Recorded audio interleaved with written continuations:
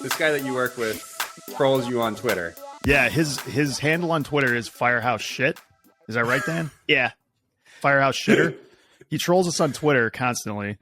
He has got a series of tattoos right, that Dan, let's get down to business. Are very unusual, is the way I'm going to describe them. He's got a bingo bango on each on each bicep, and now he's got his newest one is a T-Rex sitting on a shitter with a chicken wing in its hand. This is real, by the way. This is real. I'm not making this up.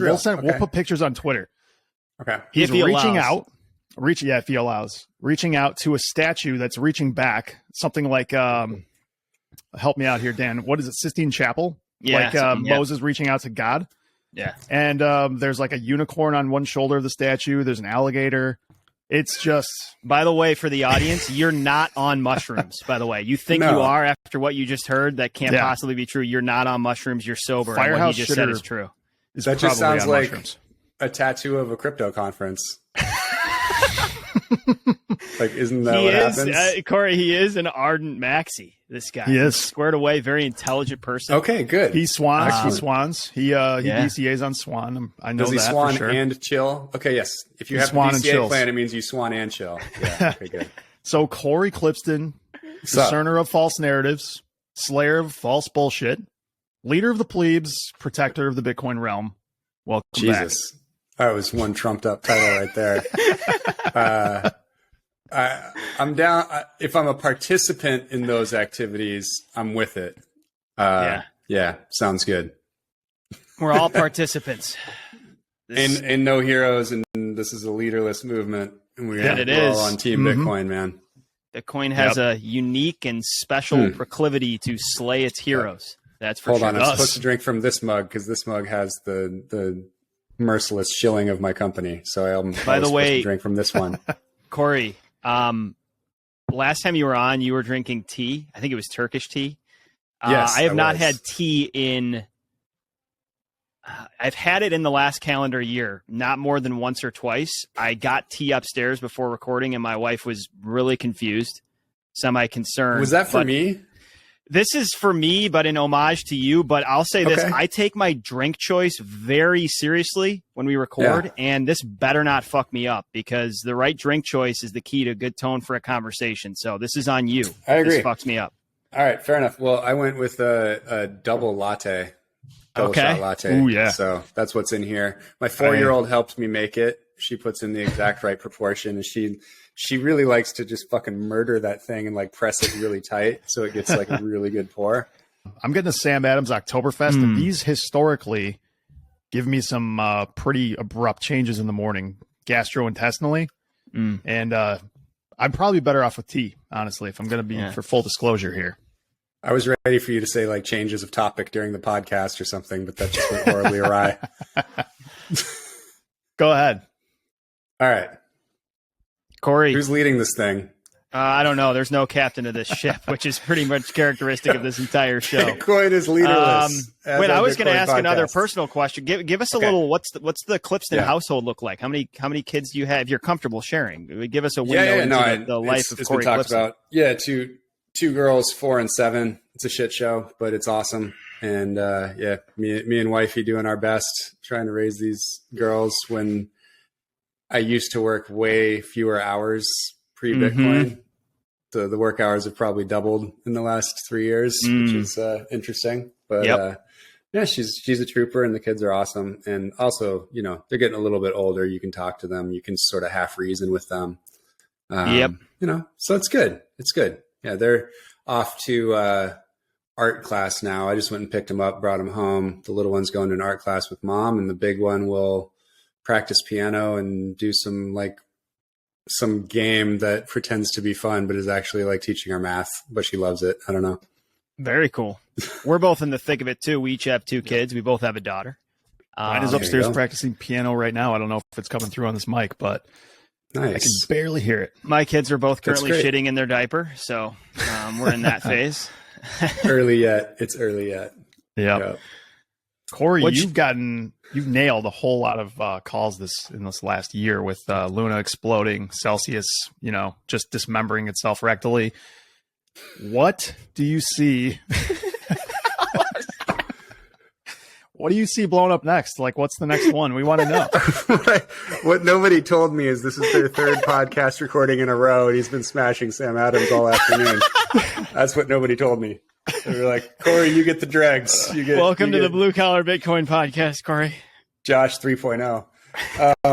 That's awesome. That is 3.0, yeah. And this is, for the record, the first Sam Adams. I'm only like a third of the way through it. So we've got an hour ahead of us. I can get 2 or 3 more in. We got a heater coming. Yeah.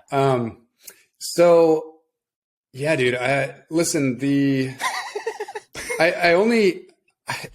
not shitcoin PI. I don't sit here like reading altcoin white papers of like the number 42 coin and like determining why specifically yet another scam happens to actually be a scam. Like they are all until proven otherwise, and none of them have ever proven otherwise. So they're all fucking scams.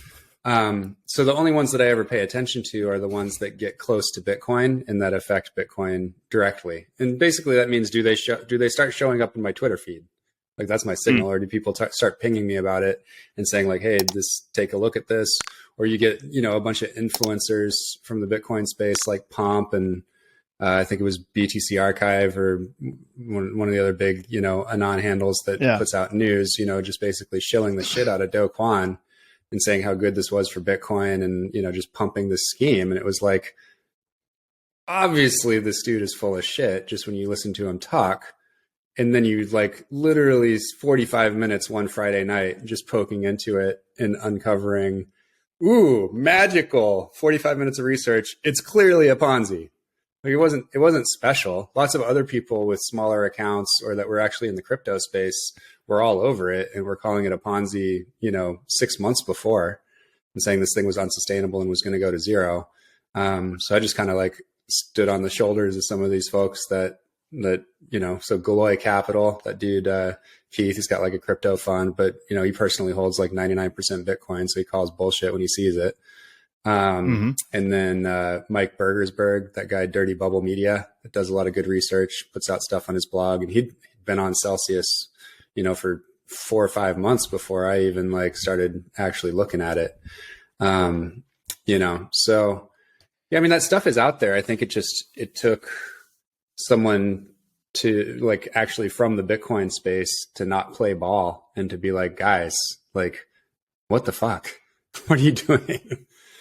And I took a lot of heat for it, as I did with calling out Plan B and exposing him to be a total fucking charlatan. And that's obviously proven to be correct. And we do appreciate you don't pull any punches around here. Like you call people exactly what you think they are.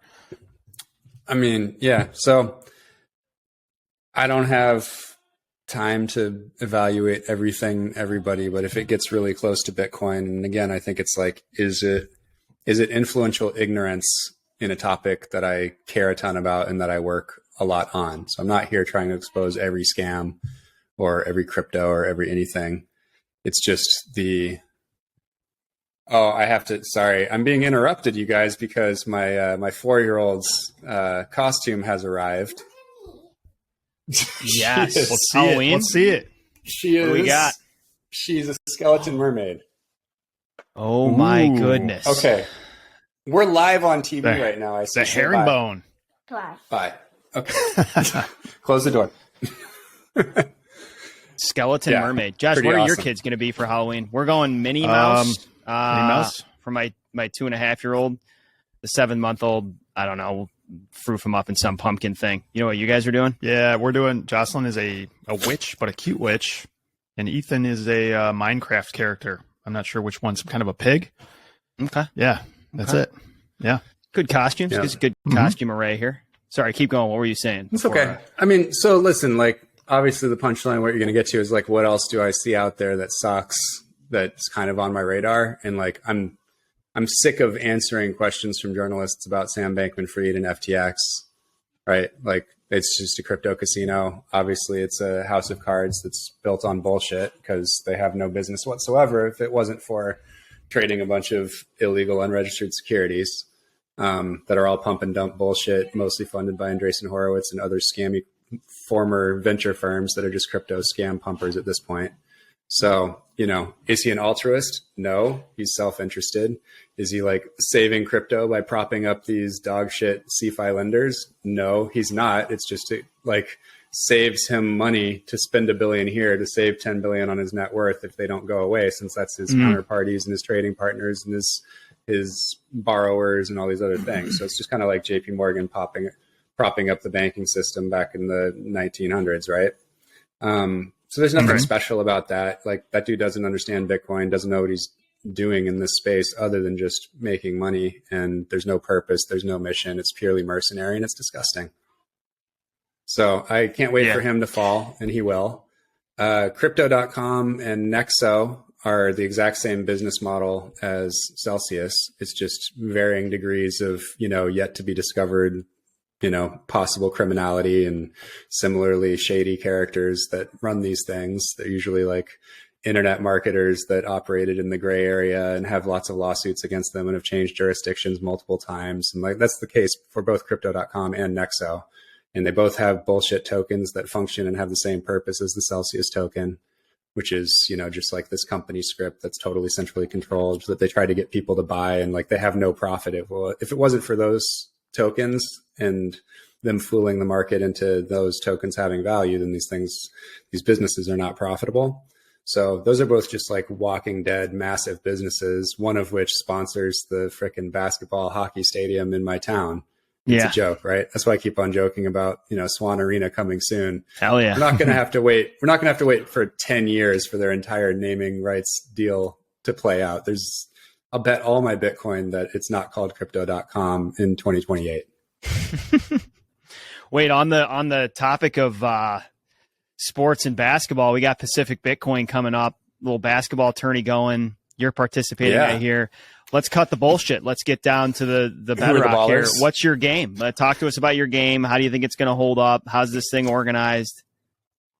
Well, I'm a little bit more, I'm 45 now, so I'm a little bit more like MJ wearing 45. Here we MJ come with the 23. excuses, Josh. Okay. Yeah. I've been thinking about this, and do you remember Fat Joe's song, Lean Back? Fat Joe and the Terror Squad. He's like, lean back. He's like, and basically one verse in that song, he's just bragging about like, he doesn't have to play ball anymore because he just smokes the cigar, and he funds a team that plays, and he gets to win the championship at Rucker, right? So yeah, I'm actually bringing a box of cigars, and I'm going to pass them out to all the team owners of these 3-on-3 teams, and we're entering 2 Swan teams of four each, and we index ridiculously tall and high skill when it comes to basketball. So I don't know, you're gonna have to bring some ringers. It's gonna be a massacre is what I'm hearing. You're laying it down. Listen, there's going to be some good basketball played at this. I will, if they do, I think we are trying to do a 3-point contest. I just don't want to be like injured and sweaty at a conference I'm hosting. Yeah. Right. So that's why I'm not actually participating. It's just way too much downside. But I will definitely light it up, and I'll say right now, I will win the 3-point contest if we do one. Did you ever watch Chappelle's show back in the day? You know the skit where Rick Charlie James, Murphy's story with Rick James. Yes. How about you and your team versus me and the revolution? He's wearing a blouse out of That's what I'm picturing right now as you walk out on the court. Corey, again, that was a crypto conference. That was a crypto conference 3-on-3 tournament. This is actual basketball. Fun fact about myself. Years ago in college, I called men's play-by-play on the radio. That's where I first cut my chops on a microphone. So We're devastated we can't be there this year, but maybe 2023, I'm vying for play-by-play. Definitely. Hello and welcome to the Pacific Bitcoin basketball tournament. The Swan Swans taking on the Leaden Leopards in tonight's game. Cory Klippsten leads the Swans left to right on your radio dial. Get it going again. It's been like 12 goes the years, dynamite. It was like one of my fond memories from college. I went to a really small school, and hacks like me could talk to nobody on the radio. every week. Oh, So that's awesome. Well, we have that in common. I actually have a journalism undergrad. I'm a broadcast journalism major from University of Missouri, and I forgot that. Used to report news and sports for the local NBC station, and I was fucking terrible.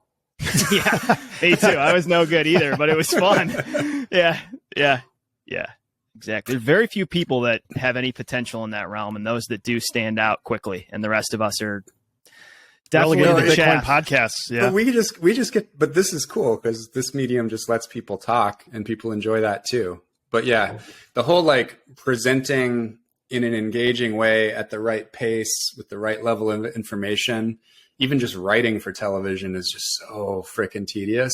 Yeah. And it's like not that rewarding because if you do it well, you're basically never conveying the whole story or even close to it.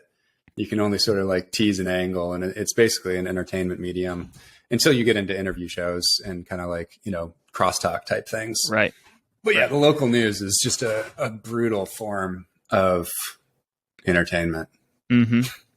I got a follow-up question on this previous topic, which is, so it's very obvious that these scams are sucking in and have sucked in tremendous amounts of capital. I mean, procuring LPs and VC funding for crypto scams has been repeated now time and time again.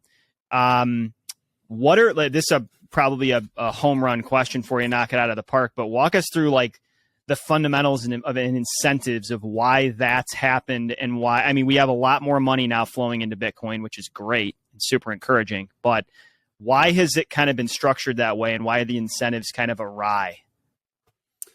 Yeah, sure. I mean, it's really just this brief moment in time, these few years where there's information arbitrage, where the crypto people are able to get away with fooling a bunch of, dumb money into buying their bullshit. So, the numbers don't back them up, right? We did the research over the summer. Sam Callahan, who's lead analyst for Swan Private Client Services, and I actually ran the numbers and found that there were 3 out of 22,000 altcoins that ever had an all-time high in Bitcoin terms 3 or more years later after their first all-time high. Damn, that's a great stat. Only 3 out of 22,000, right? What are the 3? Ripple had a bigger pump in 17 than they did in 13. Doge got the Elon pump in 21. That was bigger than what they had in 17. And Binance's coin it's like 2.5 because Binance actually came out in 2017. So it's arguable that it probably didn't actually get a full pump in that bull market. And then it was higher in 2021. And all of them are down, 50 to 90% in Bitcoin terms or more since then. Right. And they'll never, ever hit that all-time high that they saw before in Bitcoin terms. So these things mathematically and historically bleed out to zero, and that's what will always happen. So there's just no leg to stand on here. And yet, because you don't need to have revenue, you don't need to have product market fit, like as Sam Bankman-Fried described in the national media, like it's just a magic box that you put money into, and sometimes people pay more for it than what you put into it.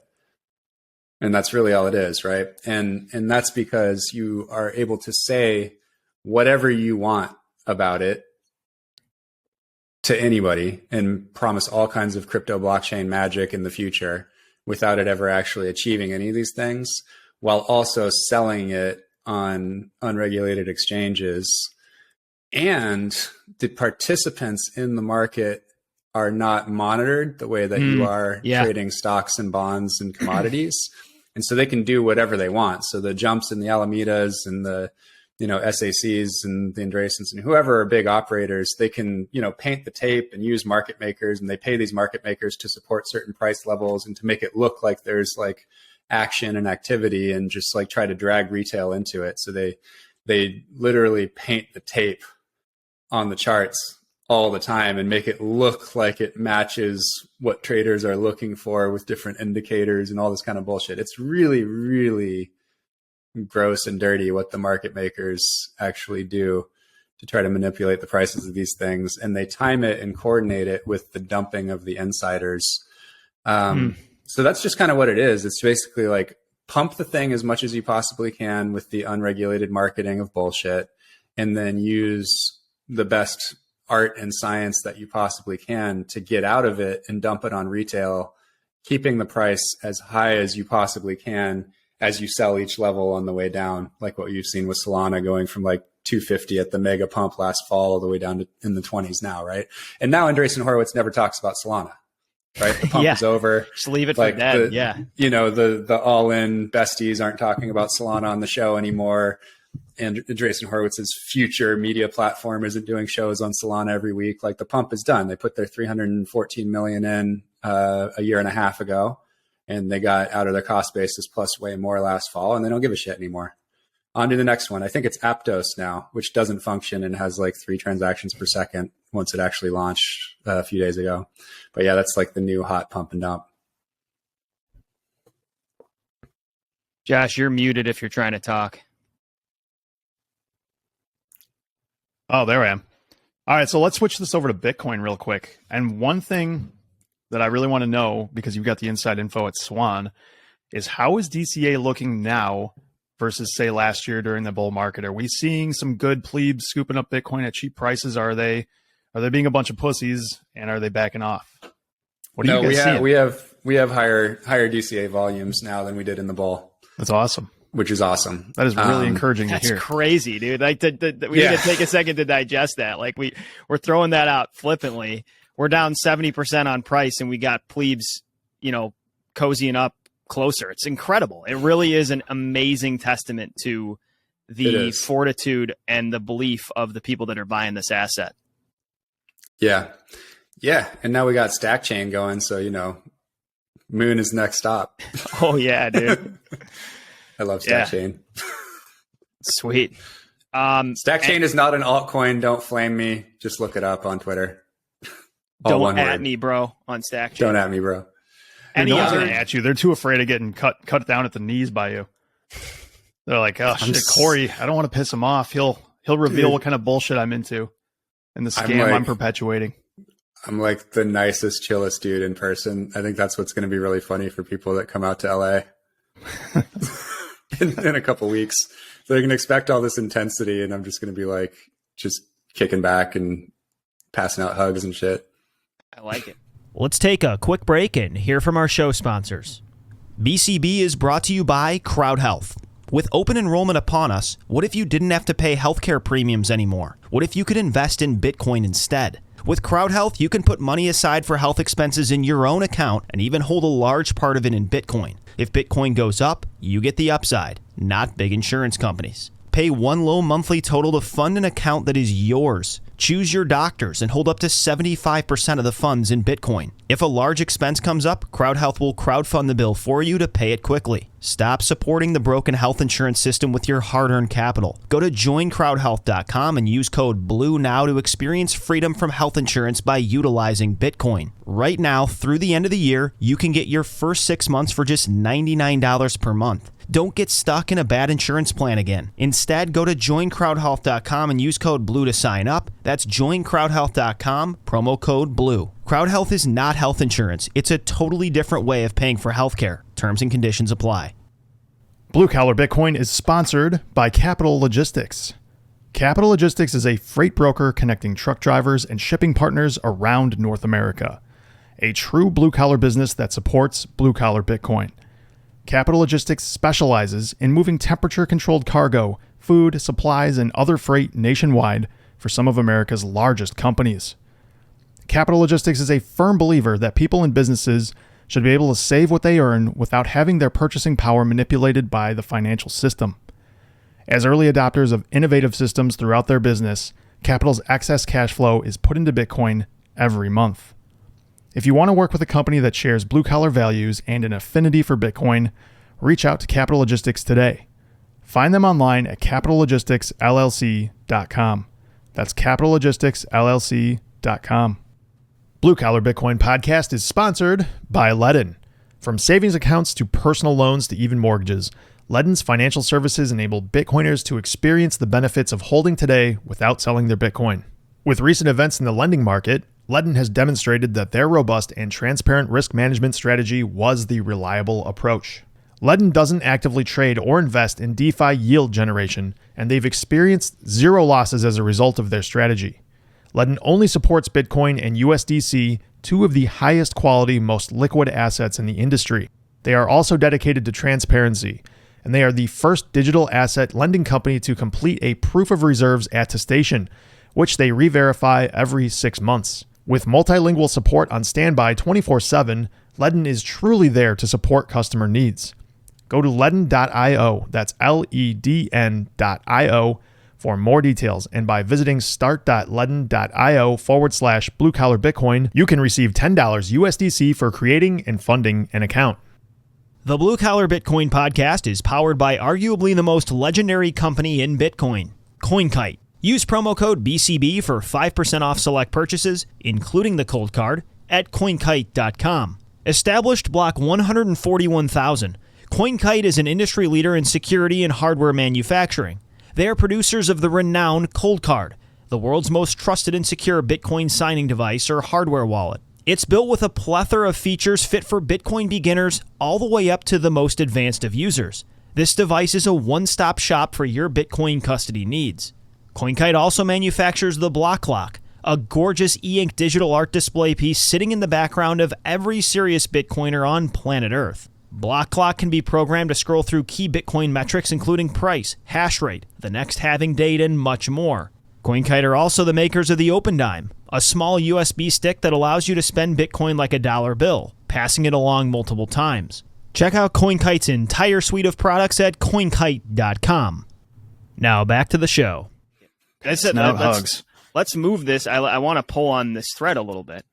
One thing we talk about quite a bit, Cory, because like it or not, we've now gone from having conversations with 6 of our coworkers listening to having an audience where we're now in an educational role. And I think the two of us banter quite often about how we balance strong conviction and belief that aligns very similar with you and everything Swan's up to, but how we balance that strong conviction without, shall we say, indoctrinating, right? And like finding this mix, because, you know, the old adage, you need to teach people how to think, not what to think. And although we may have the strongest of opinions, we want people to, you know, take their own intellectual journey.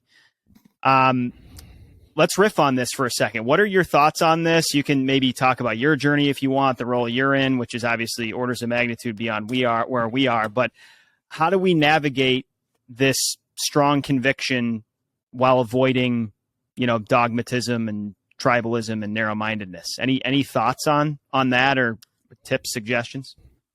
I mean, I don't really think. I mean, did you notice that the problem just kind of went away? Yeah, I did. I mean, I think you could say that. But I muted Udi and Eric, and I don't hear about it anymore. Yeah, like that's it. It was just a straw man thing from like shitcoin friendly people trying to like put Bitcoiners in a corner and slander them to make room for altcoin pumping. That's all it is. That's why Vitalik called Bitcoiners Bitcoin maximalists in the first place. It was an epithet. So I don't really buy that this is like an issue. I think a lot of people feel strong when their portfolio is up. That's across the board. That's for stocks. You got somebody that made a bunch of money on Tesla or fucking Netflix or something, or Snap, and he's going to be talking about what a genius he is and saying all kinds of amazing shit about the numbers in the 10Q or some shit, but he can't rip apart a 10Q of another company. He can't tell you anything about some other stock, right? Yeah. And then the thing crashes 80%, and all of a sudden, like, you just don't hear from them anymore, which is kind of nice. And so we do have that in the Bitcoin Twitter, Bitcoin Telegram, or Bitcoin circles as well. Like, there's going to be a bunch of people that are super jacked up that don't know shit, that are going to be talking a lot in a bull market. And there may be a bit of a hangover, like a 4 or 6 month hangover after the peak and after it starts to fall. But when you're back in a bear market, those noisy newbies kind of don't talk anymore, and they realize they actually have to learn something. If they want to make it through and have any conviction, they're there studying right now. The ones that are going to be around for the next, 10, 20 years, they've taken their lumps. Most of them were probably pretty quiet in the bull market in the first place, but the ones that were maybe noisy realized, oh my God, this thing can go to 70 and then back down to 20. but I still kind of like it. Oh my God, I got to figure out why, or I don't really have the stones to hold on to this thing, let alone buy a lot more. And so they're learning, just like we all did in 2018, 2019, right? Yeah. Yeah. I think so. Here's an example from my own experience. I think Ron Paul back in 2008 and 2009, that whole presidential campaign kind of opened my eyes to the libertarian ideas. Through that, I started reading about, Austrian economics. And then that led me to gold. I was a huge believer, huge holder of gold for a long period of time till like 2016. Mm-hmm. But if I hadn't kept an open enough mind about those ideas to when Bitcoin came around and in front of me, maybe for the third or fourth time, I would have disregarded it altogether and out of hand, because I didn't have at least an open enough mind to consider the fact that this might be the successor to gold, or this could be an implementation of a technology that's going to supersede it. So I think the basis of this question is, and this is going to sound like heresy, but it's basically keeping an open enough mind to not just say Bitcoin is the only way that this is ever going to succeed. Because let me ask you this. This is what I currently believe. From 2008 to 2016, did you have a clear answer, or did people around you in the gold space have a clear answer to exactly how it was going to win and why? I think that's basically the same thesis that Bitcoiners have, that this system is going to fall apart and that gold The system doesn't have to fall apart for Bitcoin to win. Well, all I'm saying is, like, peacefully. This is basically, I agree. And I'm not, you got to understand, this is like a Steelmanning position here. I don't actually think this is the. No. Stick to your guns. Argue it. I am sticking to my guns. But what I'm saying is, if you don't have an open enough mind in order to consider alternatives, and you're only saying Bitcoin is the only way, then you're blinded to other possibilities, and you would miss an entire other possibility that could be potentially the thing that could be the thing that does supersede what we're looking at here. Case in point. So Bitcoiners, I would just say, like, Bitcoiners spent the last 13 years looking at every potential alternative and theorizing about any combination of characteristics that could create a better alternative, and have determined and have understood that Bitcoin is, when you take into account things like being first and the network effect of having this install base and the shelling point, that on top of the other characteristics that it has with the fixed supply and, just the way that it just turns money into scarcity, or turns energy into scarcity, like, this is perfect money for humans. And there can't ever be a more perfect money than this. You can't theorize of a more perfect money than Bitcoin. And so you don't really need to keep an eye on shitcoins anymore. I'm not even saying just shitcoins. I'm saying if you have a portfolio of things and you're heavy Bitcoin, and you might be missing other possibilities or other investments that could potentially be better for you in the mid to long term. I think we were talking about gold. Could gold become money again? Like solve the problem, solve the fundamental problem. Solve the problem. Yeah. That's the whole framework that I was thinking of. Yeah. As far as like an investment in your portfolio, I mean, that's for every person or every family to determine. Right. Like, obviously I own some real estate and I have a few stocks, and I still have a bunch of startup stock and, Bitcoin and non-Bitcoin startups, and I own Bitcoin. Yeah. I think our conviction in this asset is on the furthest end of strong. But having said that, the two of us are absolutely obsessed with Steelmanning, absolutely obsessed. With every arena. So any inclination of full destination in someone's thinking, for me, I'm wildly uncomfortable with. So like an example would be Lynn Alden. She came on this show and spent 10 minutes outlining. This was BCBO 55. We have a clip on YouTube. She spends 10 minutes basically butthole puckering Bitcoiners with like 6 or 7 great explanations of like concerns that the protocol faces. Brilliant. And this is a woman with tremendous conviction in the asset. But this is the kind of demeanor that even like the people with the strongest conviction, this is kind of what we're thinking through. Like, there's a lot of Bitcoin maxis that say some really stupid shit, like everything's a shit coin except Bitcoin, like back to like having more in your portfolio than just this. And anyone that doesn't is a total clown. So it's more the like, we resonate with this community more than any on planet Earth. It in many ways has been a complete intellectual oasis, right? And it's awesome. But at the same time, what's challenging, let's just take family for me. Like, it's taken me years to get to this conclusion. And the three of us all shitcoined, right? Like, we stopped our shitcoining in 18, 19, I think similar time frame to you. But I had this thesis completely wrong. But if you had just grabbed me, right, some random person had just grabbed me in 2017 and said, trust me, this is all wrong, like, I would never have ended up here. It was my own journey. So there's this like balance, I think, for us. And honestly, this is just like, we're just bouncing this around because it's a difficult question for Bitcoiners. Like, we're steering people in the direction of the best resources and the thing that we hold the most weight.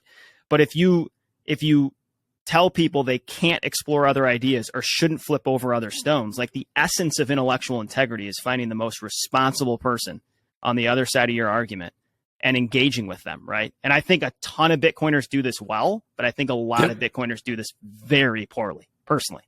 And I'm seeing, so it's like, it's this, I'm sure you view yourself in a similar position, like with your perspective, but I mean, not everybody has access to an altcoin fan who can, defend their position. I mean, first of all, it's a tough position to defend. Yeah. It's impossible to both be honest and correct defending altcoins. Yeah, but that's a thesis. So we agree with that thesis, right? Okay. But that's a thesis that you should challenge for forever. You know what I mean? And I think it'll hold up. It's held up for us. You could, but you could also stop wasting your fucking time. You've settled that issue for yourself and you have other mountains to climb. Yeah, I hear you. There's only so much. I don't feel like, well, I also just like, I don't feel like I have to argue anymore over like, is the earth round or flat? Some of the shit is settled. Yeah. For me, the altcoin question is settled, and I see them as delaying Bitcoinization. Mm-hmm. And it doesn't mean that I'm going to like stop the basketball game because I know a dude on the court, runs a crypto fund, and I'm going to take him aside and tell him he's an enemy of humanity. Like, he doesn't think that. And this is a polite society, but we'll go have a fucking smoothie after the game and might talk about it a little bit. And I'll try to send him some resources and, that kind of thing. This happened a few weeks ago. What kind of smoothie? Strawberry banana? No. This is at the gym. So yeah. Oh no, there probably was no strawberry, but yeah, probably like banana, almond, and some protein or some shit. Yep. But anyway. Wait, I actually really resonate with something you just said, and I think it's a really good point. Actually, there's only so much time in the day. There's only one lifetime, and you only have so much bandwidth. And so, for each one of us, there are certain things where you do get to a point of strong conviction where you kind of, I get it. You do need to, just from being judicious with your time and energy, say, okay, that's settled. We're moving to the next thing. Like, how long do I have to actually like address each new Real Vision scam? Yeah. Right. Didn't I do that 2 years ago? It was summer of 2020. Didn't I say my piece? It's not so much that we're saying like, you need to go assess fucking Nexo or Dogecoin. Like, I mean, if you listen, we rip on this stuff incessantly on the show. It's more, I think more what we're getting, what we banter about is manifesting the fact that no matter how strong those convictions get, that your eyes are always wide open and you're constantly looking to Steelman. I mean, I'll say Lynn Alden again. She embodies this in the most eloquent but powerful way I've ever seen. Honestly, I've ever seen. I mean, she's unbelievable. She brings heat, but she is so gracious and she is constantly flipping the stone back over. And I think honestly, like, maybe we're putting too much pressure on ourselves, but it's a question that you need to grapple with when you de facto kind of get in a space where people are DMing you every day for advice on shit. You know what I mean? Yeah. You got to also like know your role. I mean, Lynn is a full-time analyst, right? And so this is what she does all day is think about things and write about them and talk about them. And I have to build a company and have clients and things. So, I think it's important to just partner with people that have time to do that kind of thing. She can think of all the Steelman arguments against it and rationalize why it's different. And I can send around her Bitcoin Canon rabbit hole after she's done all the work. Right. And she can be on, she's the third member of the Swan board. It's me, Jan, and Len. Yep. So I talk to her, when I need to, and if I have something that she can help with, we call her in and then she wrecks everybody. Well, she does. Here's the other comment I had. It was just like, if your Aunt Susie doesn't know what a mutual fund is, and as far as her financial knowledge goes, is her checking account, you don't need to tell Aunt Susie, hey, there's this Bitcoin thing. I have strong conviction. I've spent years on it, but you need to go make sure to look at everything, right? There are cases where there's people that trust you, maybe implicitly, and it's okay to share those convictions and give direct suggestions. And like you said, for those people, there's just no way that they're going to do hundreds, thousands of hours of research, and it's okay to, dare you say, spoon feed. Just as maybe Lynn Alden is spoon feeding us as a couple firemen, we can spoon feed Aunt Susie. And there are healthy, quote unquote, intellectual shortcuts that need to be made. Yeah, sure. Sometimes you have to go on trust here, right? I got pulled into the space based on just going on the recommendation of somebody. And then I started looking around and somebody who seemed trustworthy, who came through a friend, was like, just buy some right now. It'll just get started. Yeah. Croesus has a buddy that's a sailor. He talks about this guy. He sails a sailboat. And Croesus just said, dude, just go buy a shit ton of Bitcoin. This is 4 or 5 years ago. And the guy's like, all right. Okay. He just does it, Done. Yeah. Yeah.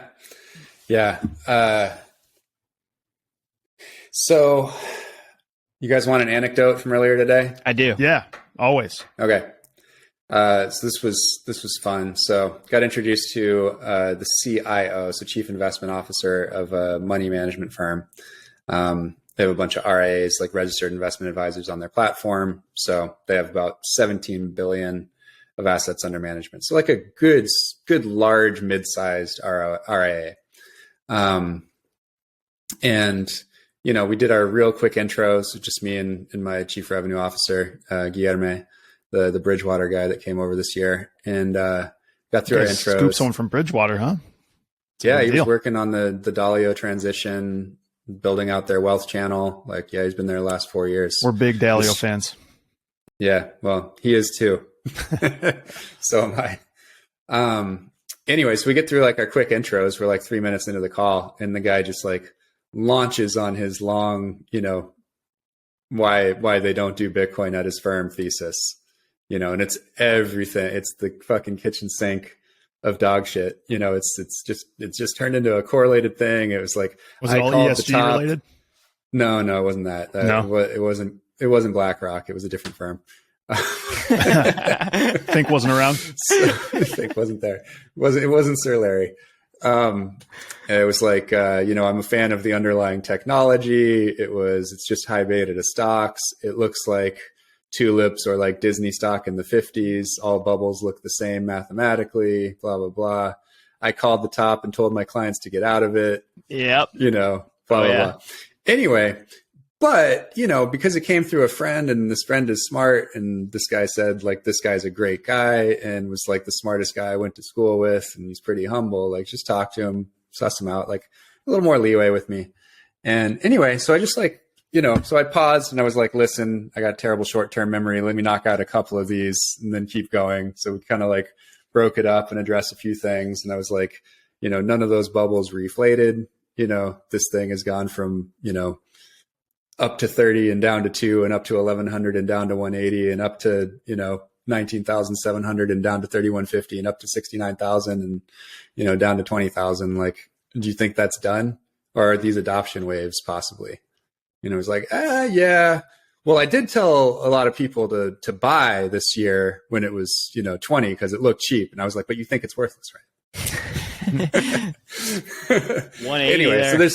so it was just interesting, just trying to when you have a commercial interest, because what I'm trying to do obviously is we launched Swan Advisor Services last month, and now we have a bunch of RAs on the platform putting Bitcoin in their client portfolios. And so now instead of just like yelling at the dude and saying you're an idiot, like I want to get to a yes, I want to win, right? As Michael Saylor just said, like you don't want to be a martyr, you want to be a winner. Like I want to win the fucking business. I don't want to just die here on this call. So I'm just going to like, be nice and get through this thing. And like by the end of it, it was like, he wanted all these Lynn Alden resources. He wants to read Jan's book. He thinks we're the perfect platform for his clients because they're all taking, whenever they want Bitcoin, they do it off platform and his advisors don't get fees on it, blah, blah, blah. So like incentives are everything, man. And if you can show these people like a way to make money, then they'll learn. This guy will end up owning some Bitcoin. Once he owns some Bitcoin and start watching the price, he's going to start reading more. Then somebody's going to be like, oh, check out Jeff Booth's book. And then they're going to be like, oh, check out Blue Collar Bitcoin. It's dope. And then all of a sudden, like, boom, Bitcoiner. Yeah. Yeah. Dude, Kraken's got him. The conversion rate is dramatic. Like if you do get an audience with somebody and you really have the opportunity to tee off on someone that's receptive, you can tell when people are not receptive, right? So it's someone that's actually curious, right? Even if they disagree with you, and you have an audience, it's amazing how quickly you can at least get them to the point of, that's really interesting. You know what I mean? And then once that starts and you release them into educational resources, and if they actually take that next step, the conversion rate from that point is extremely high, in my opinion. Now, getting to that point is not easy. It needs to be right person with the time and initiative to actually take the educational journey. But once you're there, man, it's startling how many people end up becoming Bitcoiners. And that's a testament to how strong the thesis is and how compelling this protocol is. It's dramatic. Yep. How do you guys feel about pivoting to kicking ETH in the ribs a few times here? Yeah, let's fuck with ETH for a while here. Yeah. So here's what I feel like we spent like half the show talking about altcoins so far. I do want to just hear your opinion on this because I think this is a big deal.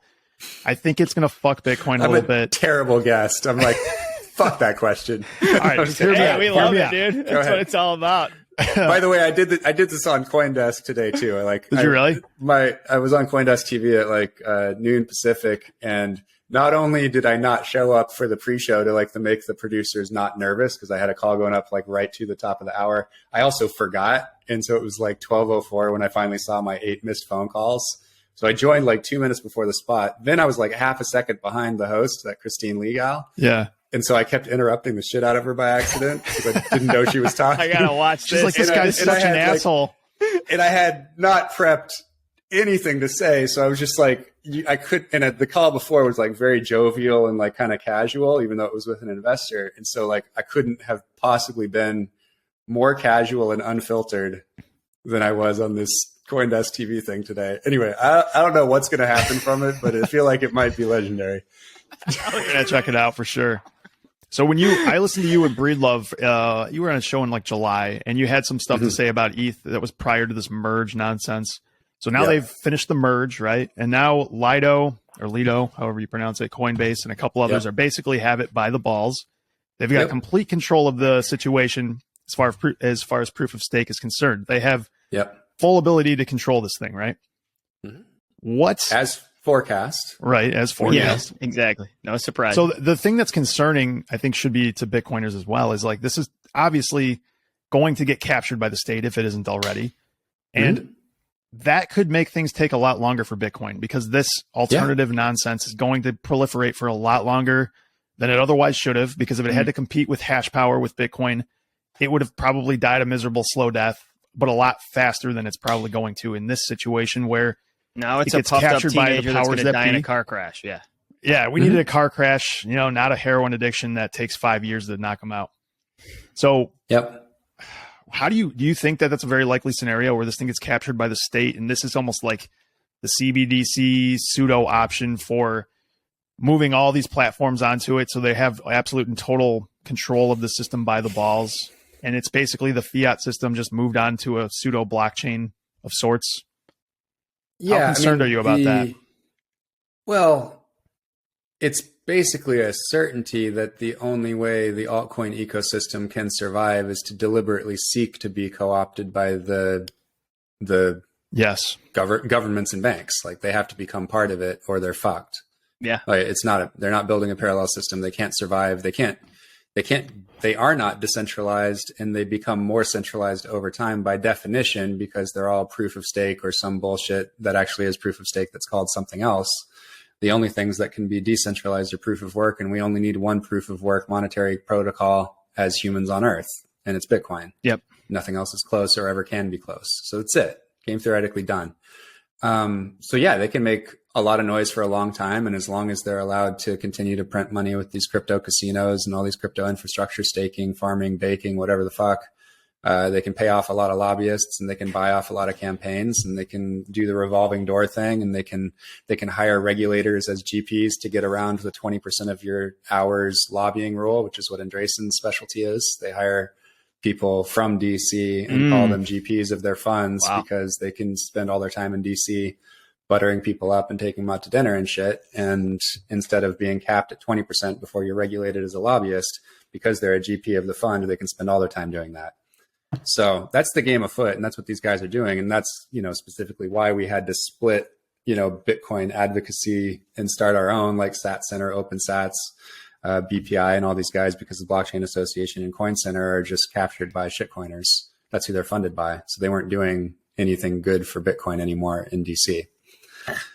Anyway, so yeah, it could get ugly and it could take longer. And that's something that I think about constantly and write about regularly. Yep. In fact, the talk I'm going to give at Pacific Bitcoin is tentatively called The Race versus the War. And it's this idea that if we win the race, we never have to fight the war over Bitcoin.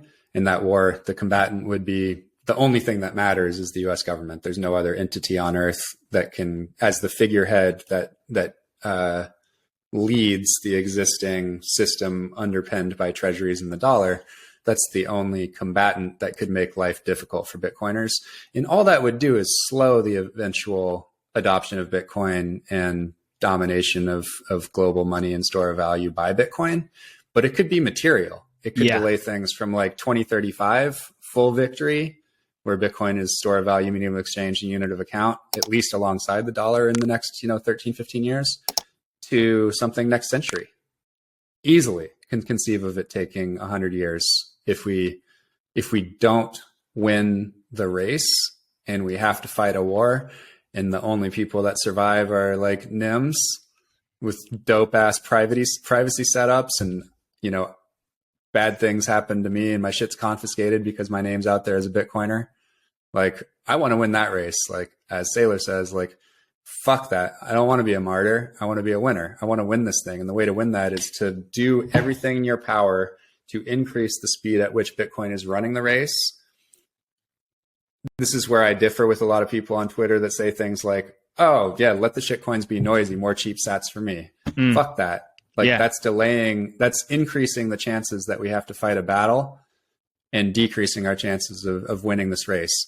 Andreessen Horowitz, oh, let them be. It's just capitalism. Fuck regulations. Like, SEC shouldn't exist, whatever.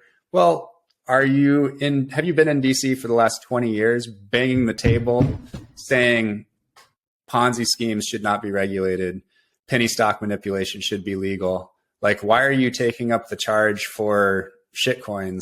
And why haven't you been all over deregulation of all financial activity this whole time? Should we allow direct mail to go to your grandma's nursing home? Yeah. Pumping some fucking shit stock, like, Stratton Oakmont, Jordan Belfort style. Dude, yeah, like, I just think there's so much hypocrisy in the crypto blockchain shills and the way that they position things. And all these guys did fucking debate in high school. Like, and they use those tactics. And if you actually know the tactics, like, it's very fucking transparent. The way that, like, a guy like Udi actually argues is extremely transparent and very juvenile, frankly, and really not worth your fucking time. It's better to just block and move on. Yeah. Well, and the other thing is, you've said it, I'm going to say it differently. Like, there's people on the other side of this shit, and they're average Jills and Joes, right? They're blue collar, lower class, whatever. They're the ones that are getting screwed over by this stuff. It's not as though it's just numbers on a screen and something to laugh at. same with the whole system imploding. You know, these are things that it's easy to, you know, throw, you know, lob at when you're totally comfortable, but most people aren't, man. And there's actual lives on the other side of this thing that are getting scammed and fucked over and their retirement ruined. And it's no small deal. Let's talk about Swan. Here's my first question. Where is it right now compared to what you expected when you started it? Like, what's your, looking back on this project, you guys are doing so much. How's it gone compared to your initial vision? So the plan was to start this little gifting tool and to aggregate a bunch of givers and receivers and then just have like a big list and flip it to somebody and make like 10 mil or something. That was the plan. And to never really have any employees and just use a dev shop and like some marketing contractors. That was the original plan at the beginning of like 2019. Things shifted a little bit. Slightly. Just a bit. Yeah. And I mean, really the Bitcoin community and Bitcoiners around the world were just so enthusiastic about a Bitcoin only company and a Bitcoin only on-ramp, and showed us that, you know, they wanted to have a way to they wanted somewhere, really more than anything, they wanted somewhere to send people. Yeah. Where they could trust where they were sending them to. For sure. Yes. That was the main thing. That was the number one insight for sure. And so, yeah, now we're 80 people across 5 continents. We're all getting together in LA for the first time ever in a couple of weeks, which is going to be crazy. I've probably only met like maybe 20 or 25 out of the 80 in person, which is bananas. So it'll be good to get a team offsite finally. And, you know, we're a large Bitcoin financial services and technology company, and we have 4 business units. We have, you know, Swan Personal, which is the app and the website. We have Swan Private, which is private client services for high net worth around the world. We've got Swan Advisor for the wealth management channel in the US. And we've got Swan Business now as well, led by Dante Cook, which is basically just for serving businesses. So this is where we put like the Bitcoin benefit plan. Swan Premium is launching, which is like a premium membership in Swan with a bunch of benefits for members of an organization. So it could be like for, you know, firemen in a given state or country. It could be Army, it could be AARP, it could be alumni, things like that. So we'll work with organizations that have members and get them kind of like an elevated access to Swan. You know, and the API is out there built into like 20 some apps and sites now, and that will be just exploding over the next year into hundreds. We acquired Spectre, closed that acquisition about a month ago. Right. So that Spectre Labs team is now cranking and that's building, exciting, you know, man. That's a big end-to-end full customer journey, educate you about Bitcoin, get you buying Bitcoin, and help you self-custody with one of the best, multi-sig solutions out there. So yeah, there's a lot going on, and it's busy, and the team is just leveled up tremendously. We have one of the best engineering teams that I've ever seen at any startup, let alone in this space.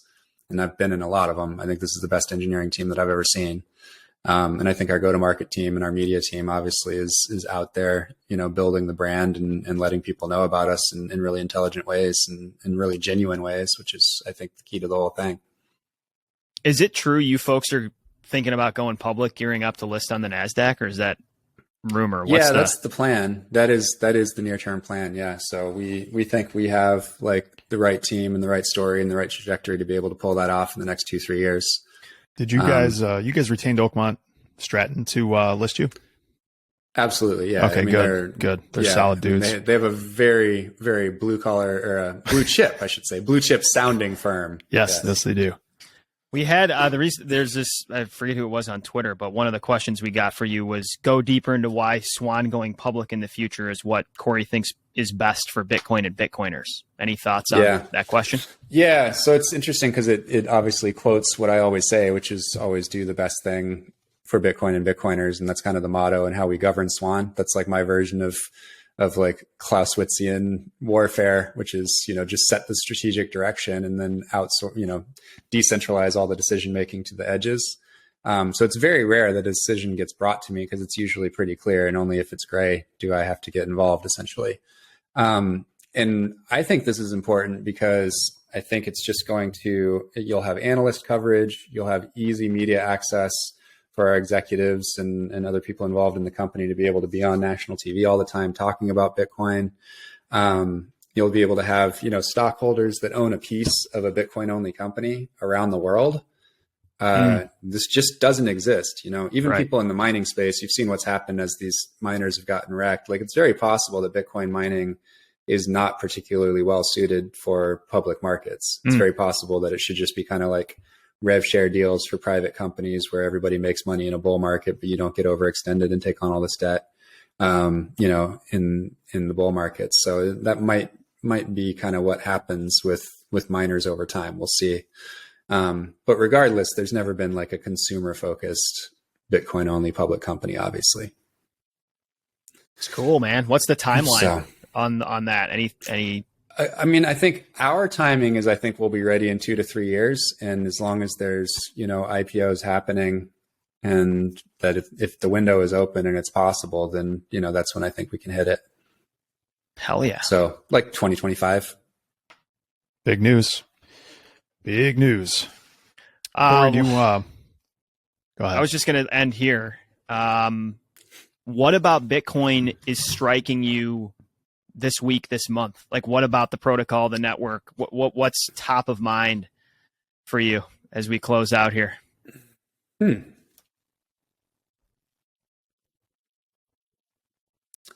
I guess I am, honestly, I'm really excited to see some of these burgeoning use cases for Lightning. It's super early, and I don't expect Bitcoin as a medium of exchange to take off until the second half of the decade, basically when the much larger cohort of people that had conviction and bought in size in 2016, 17, 18 have been holding long enough to experience some upside. There needs to be another solid bull run. But, at some point when people have 95 to 99% of their net worth in Bitcoin, those people really desire to spend. You can't jam this through from the supply side. Like, it has to be the demand side to really, desire to pay in Bitcoin that will really make payments take off, and you'll see venture scale returns and all those kinds of things. That said, what we're seeing is some tinkering that is starting to show some indication that there's some things that Bitcoin can do that regular money. So it's beyond just spending. It's because Bitcoin actually can be streaming payments, and because there can be micropayments and some of these things. I just think there's some interesting tinkering going on, with companies like Vita and Synoda, Impervious, Zion. I'm just kind of keeping an eye on some of those. And, obviously I cut checks into a lot of these companies since I focus so much on Bitcoin in its store of value stage and Bitcoin the asset with Swan. I like to keep an eye on everything that's going on with the next stage of Bitcoin that I think is, maybe 5 years away, by cutting checks into these Lightning companies. Very cool. Lightning is the future. All right. And then what's layer 3? Thunder? Yeah, thunder. Close this off however you want. Maybe a little plug for the conference. Not too late to buy tickets, right? If people still want to go. No, you should definitely jump over to. Do you guys have a discount code? We don't. We do not. Okay. Well, I should have done that for you. I'm sorry about that. But whatever. You can use discount code SWAN for 20% off. But it's pacificbitcoin.com. It's going to be pretty amazing. It's Thursday and Friday all day, November 10th and 11th. In the US, Friday is a holiday, so you're only missing one day of work, which is awesome. 3 stages. So the hard money stage in the Barker hangar at Santa Monica Airport, beautiful place that they do like MTV Movie Awards and stuff. It's just going to be amazing looking. The Swan Dome is back. So if you went to Bitcoin 2021 and the Swan Dome from the parking lot, we're reconstructing a larger Swan Dome for the second stage.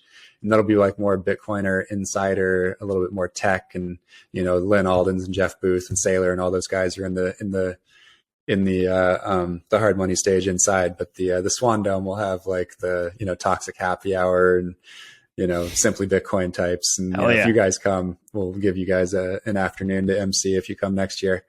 And then the third stage is the Magic Money Court, which is actually a basketball court with bleachers. And that's where the Bitcoin Classic, the 3-on-3 tournament, is happening, plus a bunch of performances.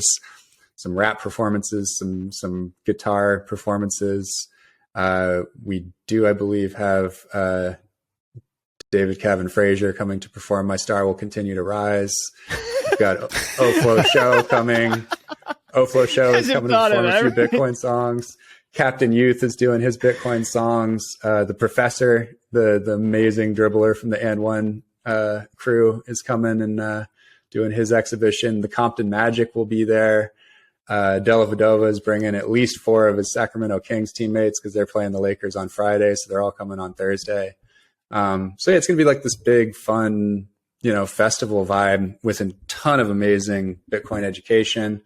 We decided not to live stream the main stage. We'll be live streaming the Swan Dome. The reason we decided not to live stream the main stage, each speech will be up on YouTube within like an hour, but we didn't want to get shut down for playing copyrighted music. And I'm like a senses experience guy. I need my hype, dope music that everybody knows and loves. And I personally chose with Tyler, DJ Sticky Buds is actually on our client success team. He's a big touring DJ up in Canada. Anyway, so we literally went through and chose the intro music for every panel and every speaker. And so like, if you think that the music was well matched to the thing you're about to see or the person you're about to see, like we spent a lot of time on this. Hell yeah, dude. Stuff matters, man. That stuff matters. Shit matters, man. Nothing short of epic. So come on through pacificbitcoin.com, code SWAN. The VIP experience is dope too. There's a huge VIP party on Thursday night. There's a rap party on Saturday at a beach mansion. So like that experience is going to be insane as well. And Cory Klippsten hitting trays. Going. Hitting trays. I promise to make at least 1 3-pointer out of 15 shots or however many they give us. You're just going to hog and just launch all game, but something's going in, folks. It's all right. It's like hitting one good drive in an 18-hole course. You just that's like, the one you remember. One shot though, feels good. It's the one Keeps you coming back. One shot feels good. You're good. Thanks awesome, for your guys. time. Is the Cory. Sam Adams done, Josh? Let's see. No, I still got about a fifth of it, or maybe a 10th of it there. You're done. Look at that. T-gone. Right. No more latte. All right, hold on. I'll pound this thing. This drink worked out well, Cory. I didn't think I was going to make it through, but yeah. I got to pee like a Clydesdale, but it was good. There you go. Well, that means we need to wrap. So all right, good guys. show, guys. Thanks. Appreciate it, Cory. Take care. See ya.